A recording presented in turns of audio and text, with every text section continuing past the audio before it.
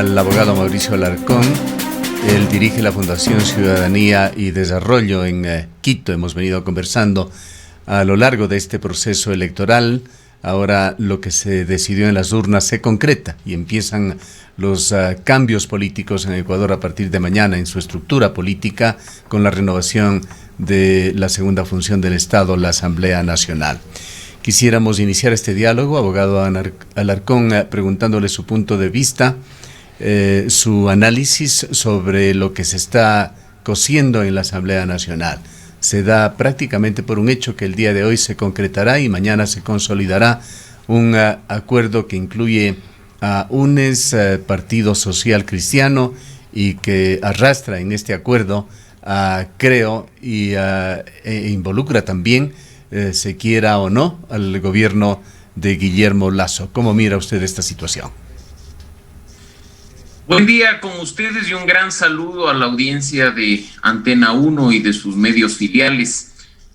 Para entender lo que va a suceder el día de mañana al interior de la Asamblea Nacional en su sesión inaugural, hay que partir señalando que se requiere 70 votos, que esa es la llave mágica que permite acceder no solo a la presidencia de la Asamblea, sino a los 7 espacios disponibles en el CAL. E incluso ese número de votos es la llave mágica para conformar comisiones legislativas permanentes, un comité de ética, una comisión de fiscalización, y que hacia ello apuntan las distintas fuerzas políticas, recordando que el pasado 7 de febrero ningún partido político obtuvo mayoría en la Asamblea Nacional. Todos son minorías, unas más grandes, otras más pequeñas. La más contundente al interior del legislativo, la de UNES, la del correísmo, con 49 diputados. La más pequeña, propiamente dicha, la del partido de gobierno, creo, con apenas 12 representantes. Así, un tema de diálogos, un tema de acuerdos, se vuelve necesario y urgente, pero sobre la base de principios y sobre todo respetando al electorado, a aquel que dio su voto confiando en las propuestas y, por supuesto, respondiendo a una posición política manifestada a lo largo de la campaña electoral. Usted se refiere justamente a lo más discutido desde el día de ayer, el tema ético, el tema moral, y dentro de esto lo más relevante y lo que más llama la atención son los trasfondos de este acuerdo que han trascendido.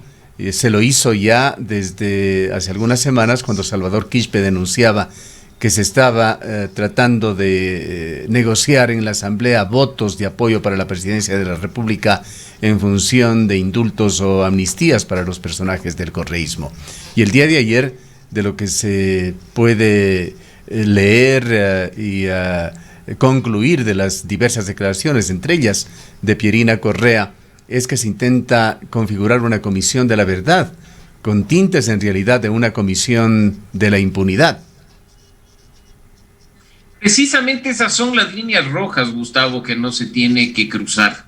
Si bien hay personas inescrupulosas que creen que en política todo vale y que por supuesto se puede hacer cualquier cosa una vez que se esté en el poder, no debemos perder de vista que entre elección y elección se tienen que activar mecanismos de democracia participativa, y uno de ellos es la revocatoria del mandato, que si nuestros representantes ante la Asamblea Nacional defraudan a su electorado, incumplen su plan de trabajo y llevan a cabo, como he dicho, de manera inescrupulosa acciones por fuera de lo que efectivamente se esperaba, siempre habrá la posibilidad de retirarles ese poder que les otorgamos a través de las urnas. Esos principios que he mencionado son innegociables, deberían estar presentes el día de mañana.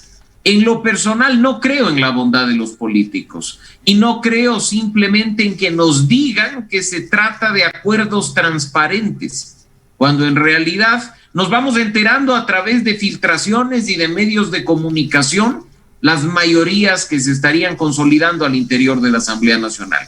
¿Sobre la base de qué? Si el acuerdo es transparente, ¿por qué no decirle a la ciudadanía qué componentes tiene dicho acuerdo? Es muy fácil agarrarse del discurso esperanzador de la gobernabilidad que requiere el nuevo presidente, pero no sobre texto de ella se puede menoscabar asuntos claves y fundamentales como la independencia de las funciones del Estado, en particular la independencia de la justicia, y por supuesto una lucha frontal contra la corrupción, para lo cual no se requiere ni de comisiones de la verdad ni de mesas de impunidad.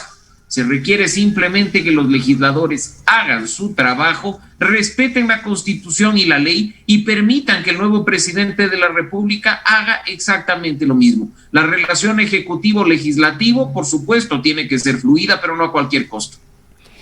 Ahora acabábamos de dialogar, abogado Alarcón, muy buenos días, con el ingeniero Homero Castanier, quien hasta el día de hoy será legislador, uno de los legisladores de Creo. En algún momento estuvo al frente de la bancada de este movimiento político, y él decía que Guillermo Lasso de alguna manera se ha mantenido al margen y que ha dejado en libertad a sus asambleístas, a los asambleístas de Creo, para que puedan hacer las negociaciones y los acercamientos parlamentarios necesarios. ¿Considera usted que efectivamente Guillermo Lasso puede mantenerse al margen, digamos, de lo que haga su movimiento político dentro del Parlamento, sobre todo con lo que estaremos viviendo el día de mañana, que implica la designación de la elección de las autoridades parlamentarias? De ninguna manera. Un presidente de la República que sabe que requiere de la Asamblea y que requiere de acuerdos al tener un bloque extremadamente minoritario al interior del legislativo no puede ni debe lavarse las manos. Esa es la salida fácil para justificar las decisiones que es en el día de mañana. Si empezamos así, con un bloque de apenas 12 asambleístas, dejándoles en libertad para que actúen como estimen conveniente, ¿cómo irá a terminar este tema? El día de ayer, respecto de Pachacuti, ya nos enteramos de una primera baja. ¿Qué viene después? Mañana viernes, asambleístas de Creo votando en contra de los acuerdos que en teoría se están dando. ¿Esa es la asamblea que queremos? Definitivamente no. Y para ello no estamos aquí juzgando ni la moral ni la ética, en definitiva, de quienes actúan de determinada manera, sino que estamos exigiendo transparencia, porque el día de mañana se renueva una asamblea con poca credibilidad y con poca confianza por parte de la ciudadanía, que en sus últimos días se ha dedicado a aprobar leyes al apuro con temas tan graves como violaciones a derechos humanos y amenazas a esos derechos humanos a través de leyes que en teoría deberían protegerlos.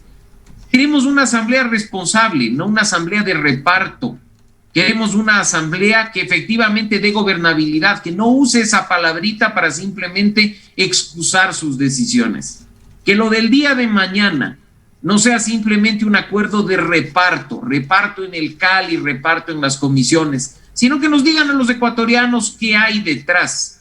Y por supuesto, desde este lado, ciudadanía responsable, que es lo que corresponde, que esté vigilante de los actos del legislativo, que esté siguiendo lo que hacen los asambleístas, las comisiones y el pleno, que estén recordándole al país la importancia de tener legisladores que actúen con responsabilidad, no con sus organizaciones políticas, sino con los ecuatorianos.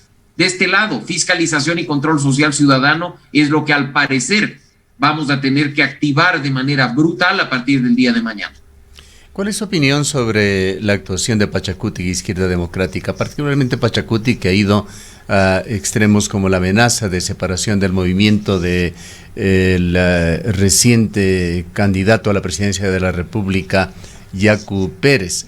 Hay declaraciones de todo tipo y opiniones de todo tipo que se da sobre esto. Escuchamos a Ramiro Rivera, un viejo político ecuatoriano, que calificaba la posición de Yacu Pérez y de Pachacuti como un problema atávico de conflictividad que se inserta en la política ecuatoriana, pero hay quienes también, y el propio Yacu Pérez, argumenta que esto lo hace por una solidez de principio. En todo caso, esta intransigencia, tosudez o como se llame, ¿qué lectura tiene para usted? ¿En dónde debe estar el límite entre la decisión práctica que permita lo operativo en la asamblea y aquella que pone ya en riesgo valores y principios? Interesante que el señor Pérez hable de principios, de valores, de coherencia, pero de nuevo, que no se queje si es que queda fuera de los acuerdos políticos al cerrarse las dos puertas que están disponibles. Acá, como he mencionado, Gustavo, no se trata únicamente de criticar que se sume una fuerza y otra. Se trata de transparentar el fondo de dichos acuerdos. De por sí, si pensamos en la necesidad de arrimar el hombro para sacar adelante a Ecuador, en buena hora si todas las fuerzas políticas pueden hacerlo. Sería una gran responsabilidad y un gran compromiso con los ecuatorianos, pero que nos digan qué hay detrás de ese acuerdo, para que no especulemos como lo estamos haciendo en este momento, que si la comisión de la verdad, que si no, que si el reparto de las comisiones o no. ¿Por qué no nos dicen qué hay detrás de las alianzas? Sin cerrarse. Muy bien el tema de principios, pero el mensaje que transmitió el señor Pérez días atrás fue un mensaje en el que claramente se decía: déjennos por fuera de todo, porque unido a la izquierda democrática, sumamos apenas 45 voluntades y estamos lejos de llegar a esa llave mágica que mencionaba al inicio, que son los 70 votos, los 70 que te permiten incluso acceder a una vocalía en el CAL. La negociación de por sí no es mala, los acuerdos de por sí no son malos, en política son necesarios, pero tienen que hacerse de manera transparente para que no reeditemos ahora, en 2021, un pacto de la regalada gana como aquel de los años 90, en que dos enemigos acérrimos como Jaime Nebot y Abdalá Bucaram decidieron ponerse de acuerdo para al interior del Congreso Nacional de entonces incluso negociar amnistías, perdones y regresos al país. Así es que mucho ojo. Por eso mi invitación principal a los ciudadanos, Gustavo, para que estemos pendientes de lo que ocurra a partir del día de mañana, no solo el día de mañana, de lo que hacen nuestros representantes, para que ellos entiendan que no es que los pusimos ahí para olvidarnos y vernos en 4 años, sino que vamos a estar pendientes, vigilantes y activos, esperando que la voluntad de los ecuatorianos sea respetada por ellos. Asumimos que se consolide lo que se ha señalado y se comenta mucho el día de ayer, el día de hoy, esta mayoría con el Partido Social Cristiano que ocuparía la presidencia de la Asamblea, con Creo, que es su coalición natural y que viene funcionando desde antes de estas elecciones, con UNES y sus polémicos pedidos, y con el grupo de asambleístas provinciales que se han autocalificado como independientes. ¿Cómo quedaría con esta mayoría legislativa el tema de la gobernabilidad y la gobernanza que tanto ha preocupado al gobierno de Guillermo Lasso, que llegó con solamente 12 asambleístas? Y de darse efectivamente esta alianza, ¿el costo sería cuál? Definitivamente el costo creo que sería muy alto. Yo creo que hay que echar mucho ojo, insisto, a si efectivamente esta unión de organizaciones políticas es simplemente para el día de mañana, la integración del CAL y el reparto de las comisiones, o si hay mucho más dazo pretexto de una agenda de gobernabilidad. Y si efectivamente hay un trasfondo de comisiones de la verdad o de temas de influencia en la justicia, pues creo que los ecuatorianos sabremos responder.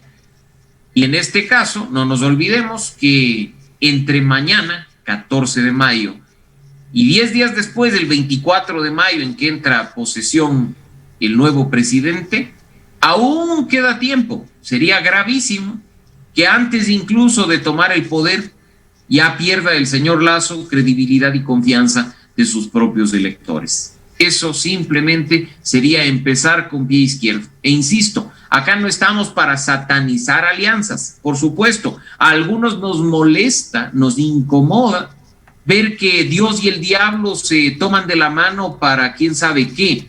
Lo óptimo en estos casos es saber en qué consiste ese qué. Porque puede ser que Dios y el diablo se junten para hacernos la vida feliz a todos, o puede ser que estén ahí simplemente para obtener beneficios personales. Eso es algo que estoy totalmente seguro los ecuatorianos no vamos a permitir. Y ojalá también la Asamblea no empiece con pie izquierdo y que más bien sus actos permitan recuperar la credibilidad y la confianza de los ecuatorianos en todos y cada uno de ellos. Ojalá así sea. Creo que esta parte de opacidad, de entrega de información por gotero y de pugna ególatra de intereses personales no le sienta bien ni a la Asamblea, ni al nuevo gobierno, ni al país. Su juicio de valor sobre el Partido Social Cristiano, ¿qué es lo que perseguiría? Allí lo que se teme es que vaya a intentar ingresar y de manera fuerte, pisando firme, con una agenda propia. Probablemente así sea, pero no nos olvidemos que ellos fueron parte de la alianza política que le permitió a Guillermo Lasso acceder al poder. Sí, pero al decir propia me refiero incluso más allá de los intereses de la alianza. Es que a eso voy. Nos estamos enterando, Gustavo, que parte de esos acuerdos han sido que si Guillermo Lasso ganaba la presidencia, la asamblea debía quedar en manos del Partido Social Cristiano. Eso no nos lo dijeron oportunamente. Cuando se firmó, recordarás tú, un acuerdo que se hizo público respecto de la alianza, yo no vi en ninguno de los puntos de ese tema. Se hablaba del país, se hablaba de la crisis, se hablaba de la gobernabilidad, pero no se hablaba de estos asuntos. Alguien no ha dicho toda la verdad. Alguien no ha dicho por dónde van las negociaciones. Ojalá, insisto, no estemos simplemente en un proceso de satisfacción de intereses personales para retomar las riendas de una parte del poder político. Ayer en algunos medios se decía, con esto el Partido Social Cristiano retomaría el control del legislativo luego de varias décadas. De por sí, eso no es malo. Insisto, lo malo es no saber con qué intenciones lo están haciendo. ¿En qué medida, abogado Alarcón, los políticos ecuatorianos, particularmente aquellos que han llegado al poder, ya sea en la función legislativa, en la función ejecutiva y que empiezan a ejercerlo, deben estar preocupados, deben estar mirando lo que sucede en Colombia? Creo que no únicamente tenemos que mirar, Gustavo, lo que sucede en Colombia, tenemos que mirar lo que sucede en América Latina en general. No se trata solo de estallidos sociales y de protestas, se trata de gobiernos que una vez en el poder intentan nuevamente implementar su impronta autoritaria, como lo que está ocurriendo en Centroamérica. Debemos tener en cuenta, además, que las particularidades del cambio de gobierno en Ecuador han aumentado las expectativas de la ciudadanía en temas tan sensibles como el de la vacunación, que ya no todo es una cuestión simplemente de economía, de trabajo, de seguridad, sino que también pasa ya por otros elementos que se fueron sumando en la campaña de segunda vuelta del candidato ganador. Lo que vemos en este momento en Colombia es una situación lamentable. El escenario electoral que está enfrentando en estos momentos Perú es un asunto crítico, así como lo es lo que ocurre en Brasil, donde un gobierno con tintes autoritarios no solo pasa por desconocer la pandemia, sino por ya estar en una franca campaña con miras a una reelección. No nos olvidemos que Chile está próximo a un proceso electoral de cara a una constituyente. No nos olvidemos de una situación que ya se ha venido arrastrando en Bolivia de persecución, de estigmatización, de acoso a quienes fueron parte de un gobierno interino. Nuestra región en general necesita retomar las bases del contrato social del que tanto se habló en su momento, restablecer plenamente la democracia y sus instituciones y enrumbarse de manera definitiva hacia la democracia plena, que aunque nos disguste, aún sigue siendo el mejor sistema de gobierno que conocemos. Ojalá dentro de los próximos meses y años, Ecuador particularmente retome el rumbo, sienta que tiene un presidente que le representa, que responde a sus necesidades, siente que tiene un órgano de representación que vale la pena como la Asamblea Nacional y, por supuesto, recupere la confianza en la justicia, que actúe de manera independiente, que actúe de manera autónoma, que no tome decisiones en función de intereses políticos. Cuando esto ocurra, probablemente los ciudadanos empezaremos a retomar la calma, nos preocuparemos de nuestra propia unidad, de sanar esas heridas y esas fracturas que se produjeron en los años pasados y definitivamente empezar a hablar de un Ecuador para todos. Sobre un comentario inicial suyo en este diálogo relacionado con la revocatoria del mandato. Esencialmente decía, si los asambleístas se equivocan, pueden verse sujetos a una revocatoria del mandato. Ahora, ¿no le parece a usted, con todo el conocimiento y experiencia, además actualidad por el seguimiento que hace a la política ecuatoriana, que esto de la revocatoria del mandato es casi impracticable en Ecuador? Solo recordamos el proceso que se hizo contra el exalcalde de Loja, Chato Castillo. Creo que es la única situación en la que se ha aplicado la revocatoria del mandato en forma efectiva. Muy pocos ecuatorianos se van a dar el trabajo de realizar todo un proceso como ese. Además, los tiempos en la política por lo general no dan. Por ejemplo, ¿por qué se han escogido otros caminos y no un proceso de revocatoria de mandato para el alcalde de Quito, Jorge Yunda? Realmente nos quedan muchas dudas si es que esta podría ser una herramienta efectiva para hacer en forma práctica un juicio de valor sobre la actuación de nuestros políticos. Gustavo, los ciudadanos no podemos ni debemos ser tan cómodos de limitarnos únicamente a votar cada 4 años. Las herramientas de participación ciudadana que están consagradas en la Constitución y en una ley de nuestro ordenamiento jurídico están ahí para que nosotros de manera responsable las activemos. Quienes han tenido éxito, tú has mencionado uno de los pocos casos, tengo que reconocer, que se llevaron adelante de manera exitosa, el de la revocatoria al exalcalde de Loja, José Bolívar Castillo, tuvo lugar porque la ciudadanía se organizó, se activó y obtuvo definitivamente un resultado como el que esperaba. Mira lo que ha sucedido con las consultas populares, otra herramienta de participación ciudadana.